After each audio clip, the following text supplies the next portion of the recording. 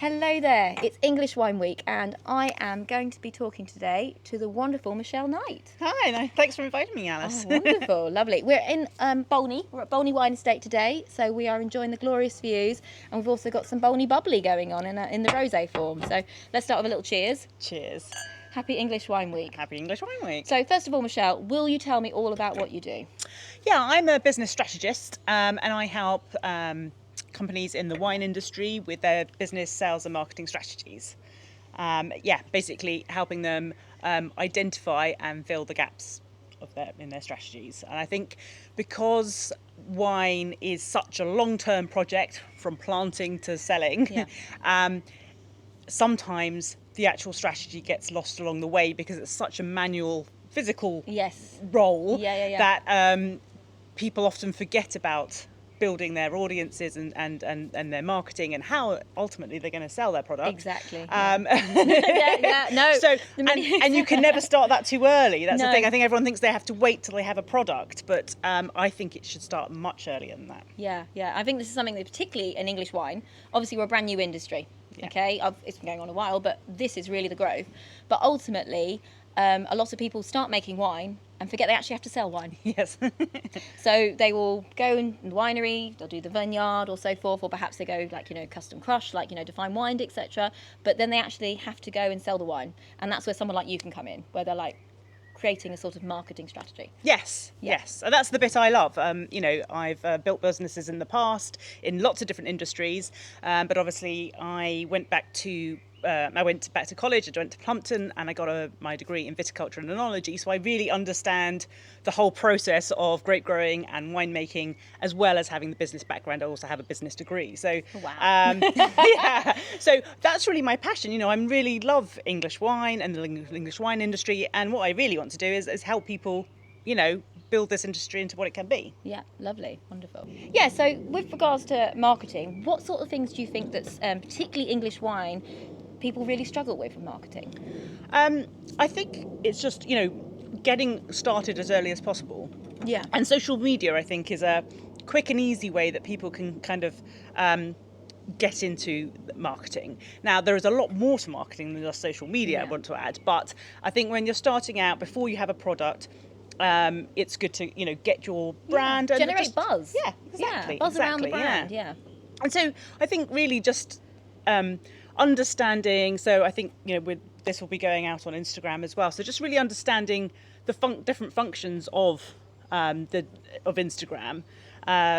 So for example, stories you could use when you already this is something that goes to your followers. So it's a good way to build rapport and relationships, and let in a little bit of personal stuff, I think. Absolutely, is what it's for. Yeah. But also because stories is one of the few places where you can add a link. Yes. So it's a good place to sell as well. Yes. Or at least get people to join your list, your mailing list. So that's a good use for stories. Another one I think that people often don't use is close friends. Now, obviously this was put in for close friends, but in business you can use it to talk directly to a segmented part of your audience. For example, if you had a wine club or so forth. If you had a wine club, so then they get special messages on Instagram that nobody else sees, and that kind of makes it feel a little bit special. My close friends is purely for people to just see me drunk in my garden. I am on that close friends list, so I have seen such things. Yeah, but that's a great point. So I think stories as well, it's a great way to share people who are actually connecting. Now, you're talking about, obviously, the brand when it's just getting started, but as well, with stories, it's who's visiting your vineyard? If you've got a wine tour on today or a hen do, or you've had some great visitors, sharing people who've, tagged you in it on stories is a great way to show people that people are actually visiting your vineyard. Absolutely. And if someone's tagged you, they want to be seen. Yes. And it's a great way to share that there's a connection with your vineyard, that people are visiting you and they're having fun and drinking your wine. And I think that's another very important fact is that, when people do tag you, is that you use that. So you reshare that story, and you like any post that you are mentioned in, there's and comment as well. Engagement is very important on Instagram for the algorithm. So I think commenting though, I'm going to this a little bit. Commenting sometimes I think is quite, because I've spoken to some vineyards as well, and I'm like, oh, would you mind commenting? And they're like, oh, I don't know what to say. So perhaps maybe come up with certain sort of phrases that you always use for people visiting, stock sort of phrases. Don't have to be impersonal, No. but something like, thank you for enjoying our wine, or we're so glad that we saw you, or so forth. Just little things that you can kind of like having a brand identity that you can put across to people. Absolutely. And if you can make it open-ended, if you reply with a question, Absolutely. then that encourages the conversation. So then they will reply, and then therefore you're having a conversation with your audience. So that's So we talked about stories, but what else can people do on Instagram particularly? I think we're talking about here, but just in regards to social media. Yeah, I mean, another useful thing on Instagram are the carousels. This is basically like a slideshow of your posts. It's not a little horse ride that goes around. It's basically just a post where there's many pictures. Yeah, So you can I think flick this is through. important though, because sometimes if you're just new on social media, if I said to you carousel, you're like, I don't know what that means. Yeah, no, that's true. So, yeah. And these are useful, I think, if you want to educate, because sometimes, especially around wine and around English wine, your customer might not know much about it, and so these are great for educating, because you've got 10 slides actually to get through, where you could just give them a little fact along the way, so that when they're talking with their friends, they feel like they can talk about wine and feel a little bit. Totally. So, but also it helps you explain the process behind your product, kind of thing. So carousels are good for that, and also they tend to get saved and shared more than any other content. Yeah, they do. And saves and shares are always good, obviously, for just getting the message out to people, really. I mean, on carousels, like as you said, you can be giving part of an education post to it, but you also can be advertising events. Yes, so absolutely. You can be advertising an event and also showcasing an event. So perhaps maybe you've had like a market and you want to showcase people who came to visit, or your wines. So I always like to think it's like people, products, and events, really. Yeah. And I think as a general point of view, people are interested in seeing what's going on. They want to see the people there. They want to see who works in the cellar door. They want to see who works out in the vineyard. I mean, I personally love to look for hours on end at people pruning, but but it's nice to see the whole sort of like, what's going on in the vineyard. Absolutely. And I think, we'll actually come back to that point as well. I think about actual content. Yeah. I'll just finish on the format. There's reels as well. I mean, there's many. Maybe we won't cover them all here, but reels are good for reach. So reels obviously get shown on the reels page as well, and so it's good for targeting new people. So stories are more for people who are already on your list, and reels are for those who for newcomers. So and also you can have a bit of fun with reels. They're there to entertain as well, aren't they? So, I mean, that's the thing, you get caught up sometimes with like, I have to do a serious reel, but like it may just be a nice little reel. I'm having a glass of English wine in the sunshine, and people love that. Like, it's a nice way to attract people and have fun with it. And or I tell you what as well is the vineyard dog.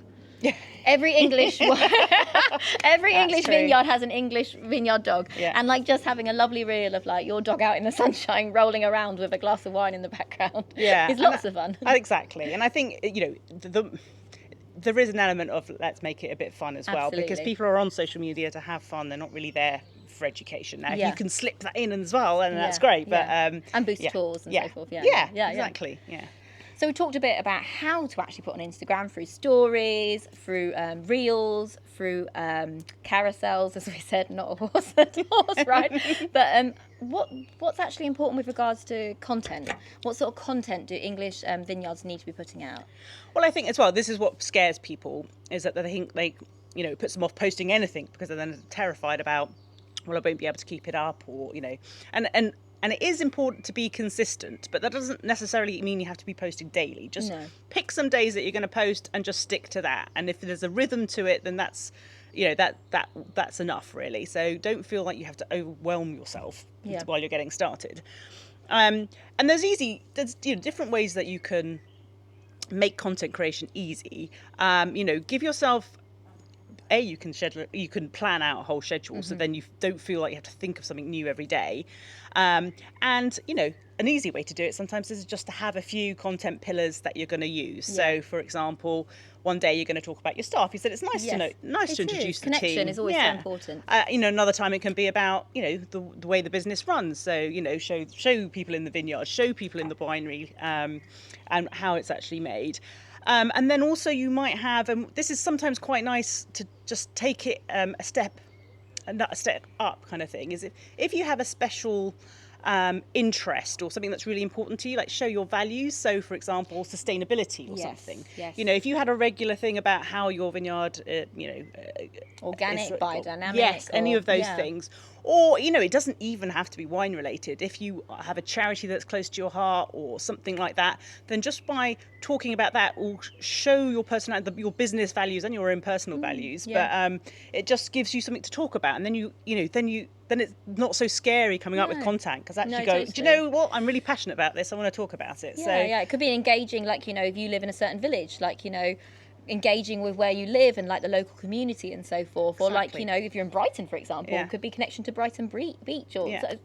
I like your thoughts there. Like, you know, it doesn't have to be connected to your vineyard. It's about connecting with people and something you're passionate about. Yeah, exactly. So, you know, don't restrict yourself about what you post. You know, if it means something to you, that will come across in your posts, and that will, people will then be drawn to that. So yeah. Yeah, brilliant. And then the other thing, I guess, is, you know, while we're saying yes, it's all there to entertain, etc. Yeah. Your post should have a purpose, and either it will be to to sell, which is absolutely fine, because that's what we're in business for, right? So you're either selling, but you don't want to be always selling. So sometimes you want to be educating, sometimes you just want to be entertaining, sometimes you want to make someone laugh, sometimes but as long as you know what the purpose of this post is, and that you're fulfilling it, then that also sometimes it's just helpful to look at some prompts of, what do I want this post to do? And that helps the creative juices. Yeah, I agree. And also, the emotional hook of it. Like, do you want people to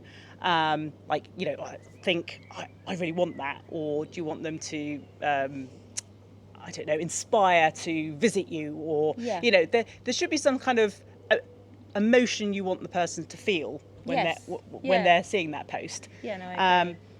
So there's just a few ideas for content, just to, if you're always if you've got a list of things that you want to include in each post, and just like a checklist almost.